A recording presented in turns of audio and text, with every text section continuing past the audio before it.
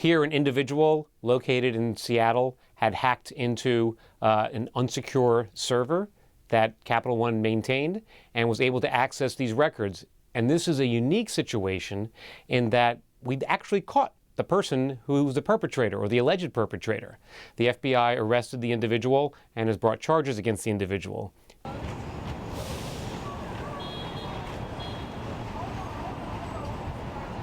And the class action lawsuits will happen. The New York Attorney General has already announced that she's opening an investigation, and we have 50 states, so there are 50 attorney generals. So it can be quite expensive for a company when this happens.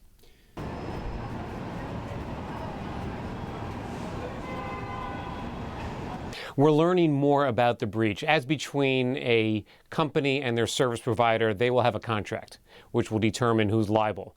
As between the company and their consumers, it's a mixture of their agreements with those consumers and applicable laws.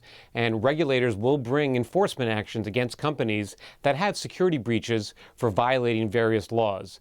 There are more laws out there now that require companies to maintain reasonable security. New York has a new law, the SHIELD Act, which requires companies to maintain reasonable security. Massachusetts was a trendsetter in this area. And some states, such as Ohio, actually put in place a safe harbor so that if a company had reasonable security procedures, yet still had a breach, they might not be liable for that breach. So it depends if the company is going to be sued by a regulator, by an individual, and what state laws are going to apply.